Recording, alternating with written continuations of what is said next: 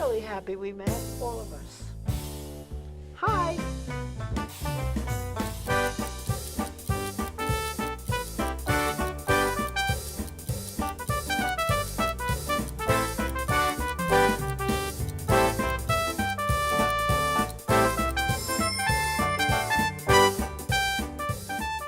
Helen, I'm happy we've met.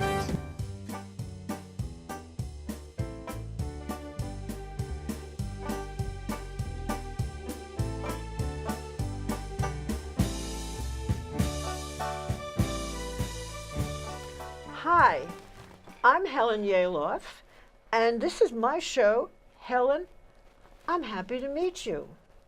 And I have today my friend Ralph W. Zeitlin, who's also a guest here. And he was on a show with me previously where we talked about music and people we knew, and we're going to continue our conversation and go into other areas also. So Ralph, you had this musical background. This is Ralph Zeitlin, by Hi. the way, in case I didn't say it.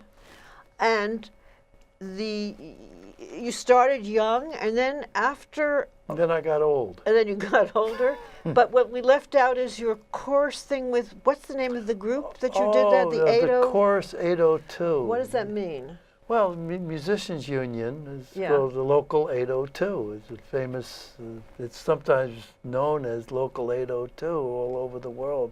Yeah. The New York Musicians Union. And actually someone else had formed a chorus and had given it up, and they wanted a director, and I took over. And it was a Who lot was in the chorus? Who was in the chorus? I mean, not the names, but what kind of people were in Oh, there? it was an amateur chorus. Okay. But like every spring we did a Gilbert and Sullivan, a concert version of a Gilbert and Sullivan with acting and everything. It wasn't just standing there singing. But it Yeah, was, and I saw some of that. yeah, that's right. And we went through just every Gilbert and Sullivan operetta there is. And in the fall we would do other things, maybe You did classical music? we did classical stuff. Well, one concert we did was sort of turn of the last century musicals, like Sigmund Romberg and Victor Herbert and things like that. Then the following year I said, well, that went over well. I'm going to do Broadway stuff. So we did some of the old, Hammerstein. Carousel? Selections from different things. Oh, you did selections, not the whole music, no, not the whole thing. Yeah. No. But the Gilbert and Sullivan, we did the entire operetta from beginning to end. So that was fun. Are you? Is there more to say about that, or is that about it? That's about it. I remember you also were leading some opera people over at Lincoln Center. One day I wandered in there. Wasn't that you leading some kind of opera chorus there? Oh, At the outdoor thing, venue? I forget the name of the group, but it was like an opera showcase thing, right? And Damrosch Park, which is to the left of Lincoln Center, and it would just be like an all-afternoon affair of people. We did trios and quartets from different operas or solos and so forth. It was just the piano, the conductor, and the soloist. And you would go.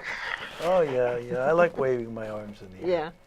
And then I was developing multiple characters because I was afraid to sing. So I was developing, since I had a theater background, kind of comedy characters that would sing in different styles. And I did shows. Remember Yucca Pitt's Not Known Superstar with the blonde banana curls? Yeah. And I did some variety shows, and you were in them. You remember? Or I even brought you to Queensboro. I remember being there. I don't remember what I did. Well, you did the duck. Oh, the duck puddle. The duck puddle thing. Oh, yeah. I do have a picture of you doing that in a loft somewhere. But that was, that was the takeoff on Swan Lake. Yes. Instead of Swan Lake, it was Duck Puddle. It's very funny. Yeah, what I did was I was just playing on the recorder. I was playing one of the pieces from it, or a couple of pieces from the ballet. Then I started dancing, getting into some of the poses, That's the right. arabesque and things like that. Then I would take a leap. I have a picture of you in the air. Don't ask me to do it now. No, but I do have a picture which we're going to eventually put in there of you leaping in the air in the loft. I was defying gravity, right. Playing the recorder. Yeah. Yeah, so you were. So I did this series of shows, and you were in a number of them. Right. And Ernie Castaldo, my teacher, who had been in West Side Story originally, would sometimes sing with me, and it was wonderful. Oh. We did various shows around the city, and eventually I dropped the characters because somebody said, "Helen, why don't you sing as yourself for a change?" And I did, and I just started to do that. I'd love to go back to the characters, though they were fun. Right. Motown Pitts, Yucca Pitts. So I kept moving in the direction of singing. I had been at Yale Drama School doing playwriting and theater, but you found. I took a course called Sedona Method, and I saw you there again, which you had been around for a lot longer than I had. Right. So what happened with music, and why did you get so into something else? Well, we look for things to satisfy us and to do all the right things in life and so forth, and you try hard, and sometimes it just feels like there's something missing, and it isn't quite the purpose of life or whatever it is. I had achieved some success in my music, but there was always some kind of rumble in the back of my head. And I wasn't good enough or whatever it was. And so, especially in the 60s, I had been to all different therapies and things like this, which was in vogue in those days. But then I met a man named Nathan Adelson, Ned we called him, who had just given up his license as a therapist because he had transcended it. He didn't believe in it anymore. I started working with him, and his basic premise was when you feel every one of your feelings at once, you're free, because then you're not fighting anything. What does freedom mean? Well, everyone in the audience may not understand that. It's a point of no conflict in yourself. No little voices saying, well, how should I be, and what's the right way to be, and so forth. Am I doing everything right? You just stop talking to yourself. We're always talking to ourselves somewhere. And anyway, I had the thing working with Ned. To me, he was like, at the time, my savior. I mean, he was, and then he died, and I thought, oh my God, I'm stuck. I have nowhere to go now. Where do I put all my eggs in one basket. And I spent the next several months investigating all kinds of things. Nothing made sense to me. And then I met Lester. Lester Levenson. Lester Levenson. Yeah.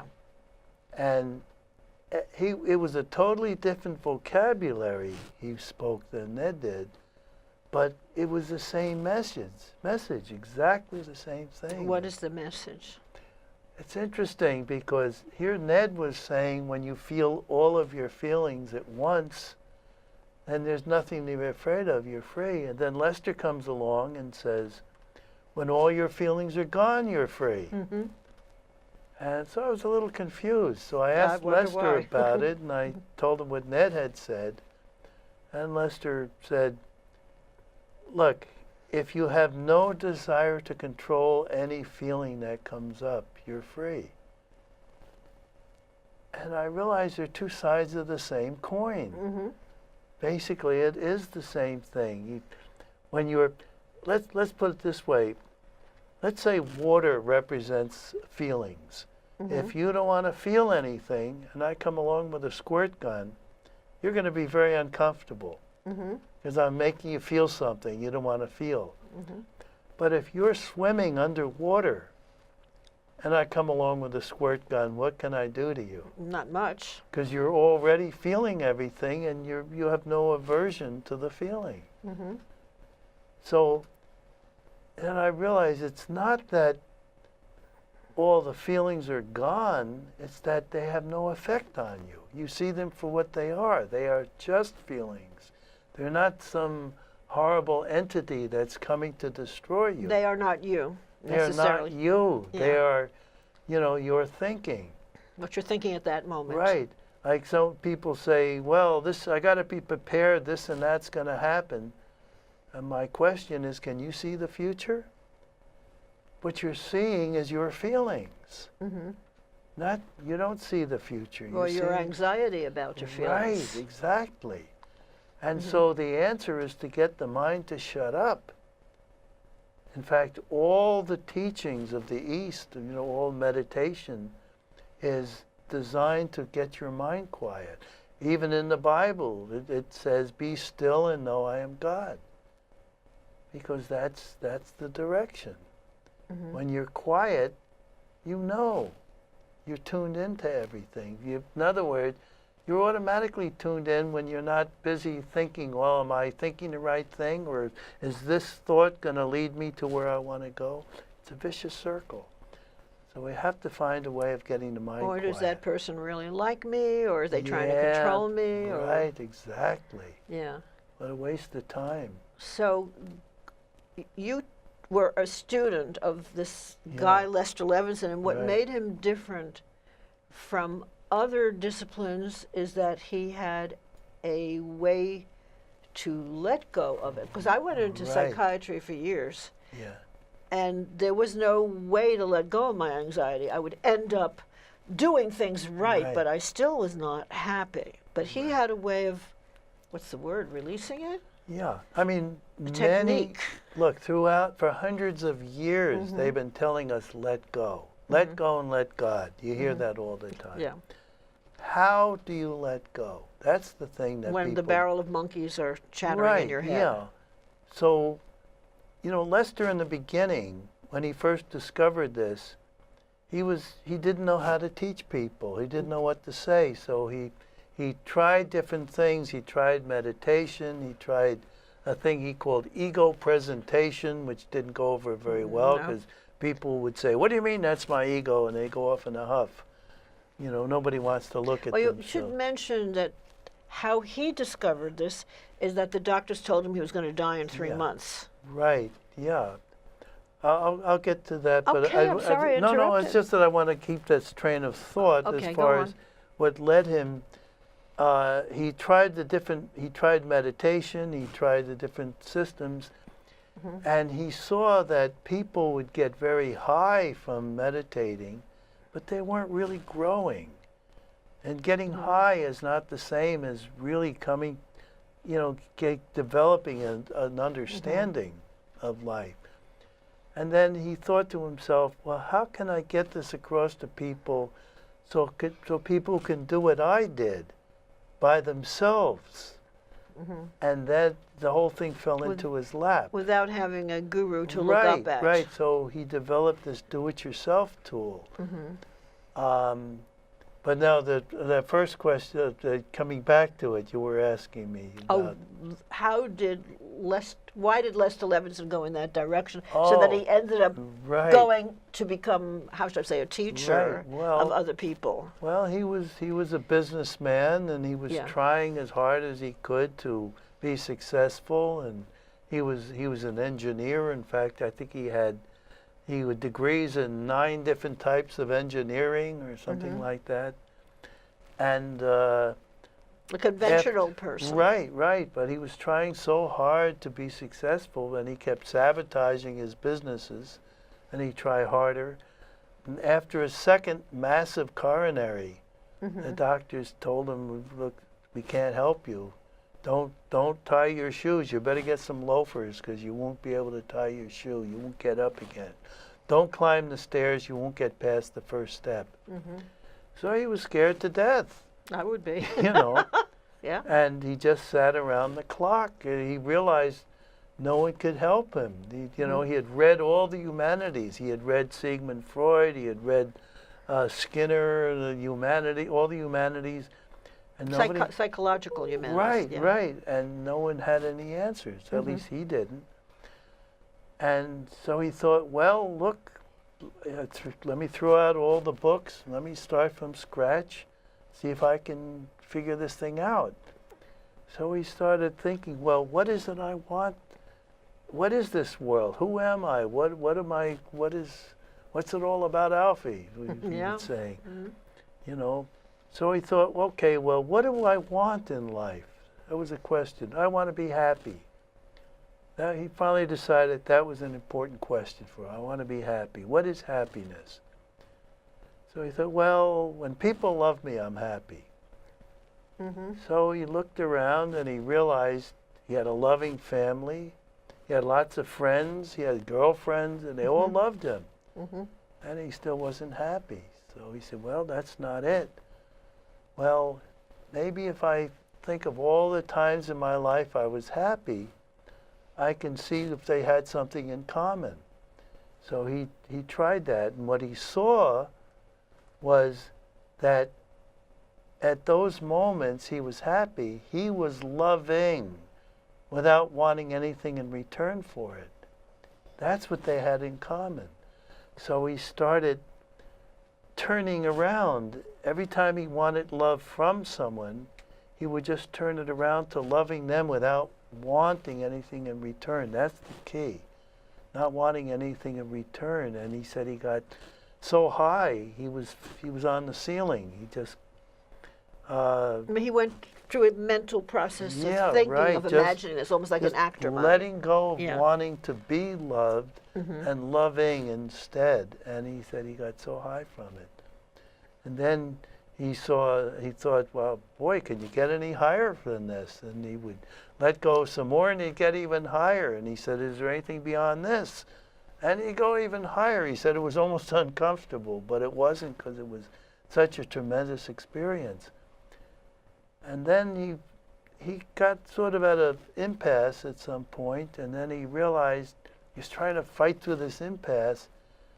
Then he realized he wanted to control every atom in the universe, which is like little kids. I want what I want. And that was a shock to him. And then he said, well, can I leave the universe alone? Let it be the way it is. And just, you know. And he started letting go of just allow things to be the way they were. In fact, he thought about the woman he most wanted in his life and imagined her being with the man he least wanted her to be with, just in order to bring up his feelings of jealousy and wanting it to be his way. And he would practice letting it go. And then he thought it was gone, then he'd purposely relive the image again, just to see if there was any residue, and he'd keep letting go until he got to a point where he could enjoy the two of them being together and enjoy them loving each other and blessing them because they were together and loving each other. Then he knew that he was beyond it. And he just kept getting higher and higher. And then at one point he got so high, he thought he died. And he opened his eyes and he realized his body was still there moving around, but he just, like the way he described freedom, he said it's just a different point of view. That's all it is. It's a change of identity and a different point of view. You stop identifying with this carcass. And one of the first things he said when he discovered this was, boy, how can I get the rest of me to see this? Really? Yeah, because he saw everyone as himself. It's just an attitude. Oh, how to get the rest of them? It's an attitude. You know, I'm not trying to get super metaphysical here and say, well, we're all the same person and so forth, because then that gets people in their heads. But it's an attitude. When you love people, you see them as yourself. It's very, very, very basic. So, you know? the doctors told him that he was going to die in 3 months, left that out. And through this, he repaired himself. Right. He was, in fact, after 3 months, he saw that he was to perfect health. In fact, a few years after that, he was out playing tennis. He was. Running all over the place. And he became rather successful with what, you know, he was able to have money without sabotaging himself. And well, at first he went out and he lectured people, and he found that that didn't work. Yeah. Because they would just say, "Oh, isn't Lester Levenson wonderful?" and look up to him. That's another thing. He tried the best he could to keep the attention off himself. Yeah. You see, he didn't want to be a guru. Right. And that was another reason he And that was why I was attracted to it. And one of the things he said that I think attracted a lot of people to him was, don't believe a word I say unless you prove it to yourself. That I liked. And that is so important. Yeah. He would say over and over again, I only know that which I can do. You know? You prove it to yourself. Absolutely. It's like if you say, I know I can win a marathon, and that's fine, but go do it. So there's no really specific belief there. It was the technique that led you where it led you. Right. And of course, many of them were going into more spiritual levels, but I was very pragmatic, even though it became more spiritual in some ways. You know, I mean, it was very popular, I guess, in the 60s and 70s, the thing about positive thinking. Yeah. Which is excellent, except it backfired what on do me. you do? What do you do with the negative feelings that are coming in? You're trying to suppress them. Oh yeah, that's what attracted me too, because I had so many negative feelings, and all these things would say, think positively, don't think a negative thought, like don't think of a pink elephant. But you do allow the negative thought to come up. You have to see the enemy to shoot him. Then you have a way of dealing with it. Right, but you don't see it as a reality. You see it as an old crazy thought that you had. But there is a way of, you let go of your attachment to it, of that old thought. Well, my aim was just to get rid of them so I'd be happier. Yeah, but what I'm saying is the feelings don't hurt. We have an automatic reaction to the feelings, and I like to call it the non-flinch method. Instead of flinching from the feeling, let it be there and discover for yourself it's not real, it's just a thought. It's like the only thing we're ever afraid of is our own thinking. Oh, well, you know. Yeah, but. And behind every but is a thought, what could happen. But again, can you see the future? Cannot see the future. Okay, so it's a way of distinguishing. Still living in the moment more. Right.